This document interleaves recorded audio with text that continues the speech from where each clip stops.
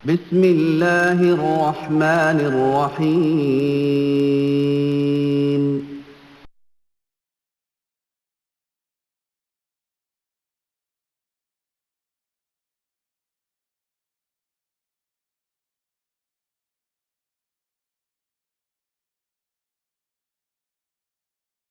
عقیدہ دیکھو اپنے بزرگوں کے بارے میں، مولانا اشرف علی صاحب تھانوی کیا عقیدہ رکھ رہے ہیں، اور علماء دیوبند کا کیا عقیدہ ہے، جن کی تعلیمات کو لے کر کے تم دنیا کے اندر پھیلنا چاہتے ہو اور پھیل رہے ہو، اور جن کی روح کی خوشی کے لیے، اللہ رسول کی خوشی کے لیے نہیں، بلکہ انجانے میں تم کہتے ہو ہم اللہ رسول، لیکن علماء دیوبند یہ نہیں سوچتے اللہ رسول، بلکہ یہ اشرف علی صاحب تھانوی کہتے ہیں کس کی خوشی کے لیے مولانا الیاس صاحب نے کہا ہے اشرف علی صاحب تھانوی کی روح کی خوشی لیے، کہہ رہے ہیں کہ مولانا کہہ رہے فرمایا کہ واقعہ یہ ہے کہ ابھی ابھی مولانا نانوتوی رحمت اللہ علیہ جسد عنصری کے ساتھ میرے پاس تشریف لائے تھے، جس سے میں ایک دم پسینہ پسینہ ہو گیا اور میرا لبادہ تر بتر ہو گیا، اور فرمایا کہ یہ محمود الحسن کو کہہ دو کہ وہ اس جھگڑے میں نہ پڑے، بس میں یہ کہنے کے لیے آپ کو بلایا ہوں۔ مولانا محمود الحسن صاحب نے عرض کیا حضرت میں آپ کے ہاتھ پر توبہ کرتا ہوں، اس کے بعد میں اس قصے میں کچھ نہیں بولوں گا۔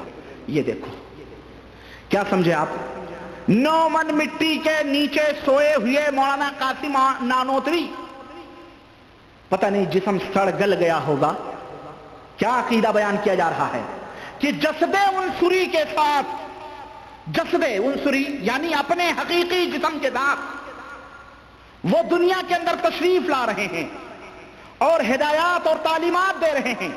میں پوچھنا چاہتا ہوں کہ بریلوی اگر یہ کہے کہ نبی کریم صلی اللہ علیہ وسلم غیب جانتے تھے، خواجہ ثقلین غیب جانتے تھے، خواجہ اجمیری غیب جانتے تھے، حجویری غیب جانتے تھے، پاک پٹن ملتانی سب غیب جانتے تھے، بابا فرید بن گنجکر سب غیب جانتے تھے، بہرائچ باز سب غیب جانتے تھے، تو تم تو انہیں مشرک کہتے ہو، اور 9 من مٹی کے نیچے سوئے ہوئے مولانا قاسم احمد صاحب نانوتوی کو دیوبند کے 2 مولویوں کے جھگڑے کا پتہ کیسے چل گیا؟ کیسے چل گیا؟ وہاں بھی بشارت ہوئی ہے؟ عقل کو آواز دو، عقیدہ بتو دیکھو۔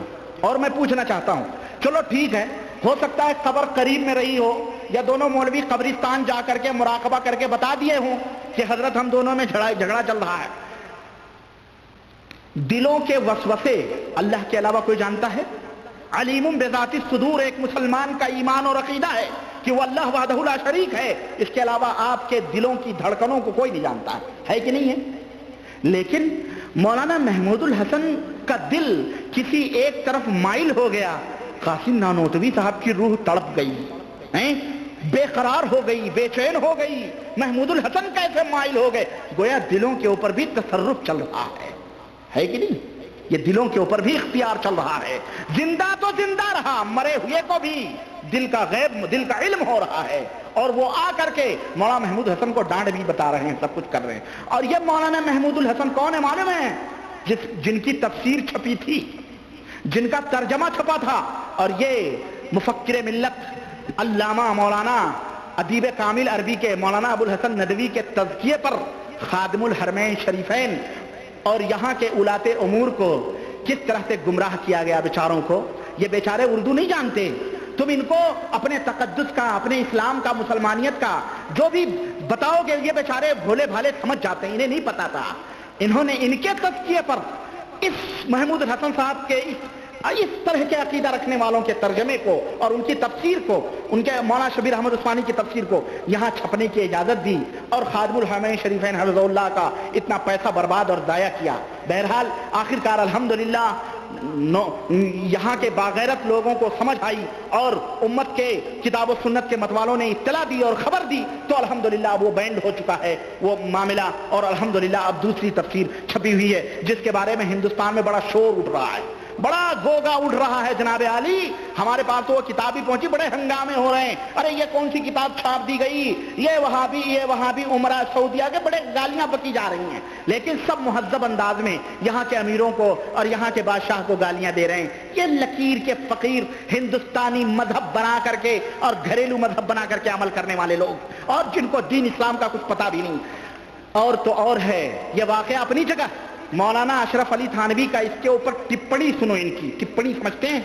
تبصرہ टिप्पणी, मेरा खास लफ्ज़ है BBC लंदन वालों का, है ना, इनकी टिप्पणी सुने आप। मौलाना अबुल हसन, ये मौलाना अशरफ अली थानवी लिखते हैं, ये वाकया रूह का तमस्सुल था। यानी एक की दो सूरतें हो सकती हैं, एक ये कि जसद मिसाली था मगर मुशाबह जस्दे उनसुरी के, और दूसरे ये कि रूह ने खुद अनासिर में तसर्रुफ करके जस्दे उनसुरी तैयार कर लिया हो। यानी रूह आई और जस्दे उनसुरी में गई और मिट्टी उट्टी बदल करके और एक तैयार हो गया ढांचा, और मुकम्मल तौर पर रूह ने सब कुछ किया और आकर के बता। ये बताओ एक मुसलमान का ईमान और अकीदा क्या है कि जब आदमी मर जाता है तो उसकी रूह कहाँ जाती है? ये अंधे लोग हैं, ये नहीं जानते कि रूहें कहाँ जाती हैं। रूहें या तो आला इल्लीन में जाती हैं और या तो सिज्जीन में जाती हैं। अगर जन्नती पाकबाज रूहें तो आला इल्लीन में जाएंगी, और अगर गंदी रूहें हैं तो सिज्जीन में अल्लाह ताला क्या होंगी। अगर मौलाना नानवी साहब जन्नती थे तो क्या जन्नत के वो मजे छोड़ के देवबंद के मच्छरों में आते, उन गलीज जगहों पे आकर के, हिंदुस्तान के कुफरिस्तान में आकर के जो है इनको नसीहत करते और रूह जगते? रूह कैसे आएगी ये बताओ? रूह तो वहां अला इल्लीन में है। शुहदा तो तमन्ना करें क्या अर्श के साए के नीचे दरख्तों के ऊपर जन्नत के परिंदों की शक्ल में दौड़ें और अल्लाह से तमन्ना करें, ए अल्लाह दोबारा दुनिया में भेज दे ताकि फिर जाएं, तेरी राह में शहीद हों और फिर आएं। अल्लाह उनसे ये कहे जो मेरे पास आता है दोबारा लौट के।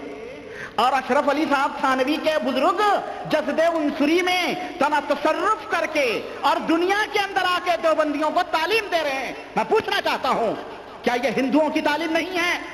क्या ये काफिरों और मुशरिकों की तालीम नहीं है? जो हिंदुस्तान के काफिरों का यह अकीदा है कि रूहें जो गंदी होती हैं वो दुनिया के अंदर भटकती रहती हैं। हम पूछना चाहते हैं ये क्या है? ये ईमान और अकीदा बयान किया जा रहा है। तबलीगी जमात के भाइयों, ज्यादा इतराने की जरूरत नहीं है।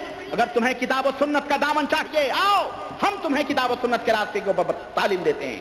ये क्या तालीम है बुजुर्गों की? और ये तो ये होती, और इस तरह की तालीमात जो कुफ्र और शिर्क के और कुरान और सुन्नत के बुतलान और किज़्ब और झुठलाने के ऊपर मबनी हो, ये तालीम है कि रूह तसर्रुफ करके आ रही है, नौज़ बिल्लाह। ये कहां की हिमाकत है? और तो और है। और आओ मैं आपको बताऊं, यही नानोतवी साहब हैं, यही आप देखिए, इसी हिकायत औलिया 222 सफ़े के अंदर, 222 सफ़े का ये हो गया। और देखें 279 इसके अंदर देखें किस तरह से गैब का दावा किया गया है जनाब अली, और मौलाना को किस तरह से पता चल रहा है। मौलाना कासिम साहब नानोतवी को कह रहे हैं कि कासिम साहब नानोतवी फरमाते हैं कि एक मर्तबा जब मैं गंगो हाजिर हुआ तो हजरत की सहदरी में एक कोरा बधना रखा हुआ था। हजरत की सहदरी में एक कोरा बधना रखा हुआ था। मैंने उसको उठाकर कुएं से पानी खींचा और उसमें पानी भरकर पिया तो पानी कड़वा पाया। जोहर की नमाज के वक्त हजरत से मिला और यह किस्सा बयान किया। आपने फरमाया कि कुएं का पानी तो कड़वा नहीं है, मीठा है, तुम्हें क्यों कड़वा लगा? किया, हजरत ने भी पानी चखा तो कड़वा था। आपने फरमाया अच्छा इसको रख दो। नमाज जोहर के बाद हजरत ने सब नमाजियों से फरमाया कि कलमे तैयब जिस तरह हो सके पढ़ो। आज भी दानों पे पढ़वाते हैं ना देवबंदी लोग, चने पढ़वाते हैं, और वो क्या होती छीमियां पढ़वाते हैं, और वो क्या होती बीज उसकी इमली की हम लोग पढ़ते थे भाई, ये मालूम है ना, ये सब पढ़वाते हैं। देखें जिस तरह हो सके उस कलमे तैयबा पढ़ो। चुनांचे निहायत खुशू के साथ अच्छा हजरत ने भी पढ़ना शुरू किया, और बाद में हजरत ने दुआ के लिए हाथ उठाए और निहायत खुशू और खुजू के साथ दुआ मांगकर मुंह पर हाथ फेर लिए। उसके बाद बधना उठाकर पानी पिया तो शीरी था यानी मीठा था, शीरी था यानी मीठा था। उस वक्त मस्जिद में भी जितने नमाजी थे सबने चखा तो किसी किस्म की कड़वाहट पानी के अंदर न थी। बाद में हजरत ने फरमाया कि इस बधने की मिट्टी, गौर से सुनो मुसलमानों और तबलीगी जमात के भाइयों, मैं आपसे पूछना चाहता हूं, सुनो, यहां कुफ्र छुपा है। देखो बधने की मिट्टी उस कब्र की है जिस पर अजाब हो रहा था।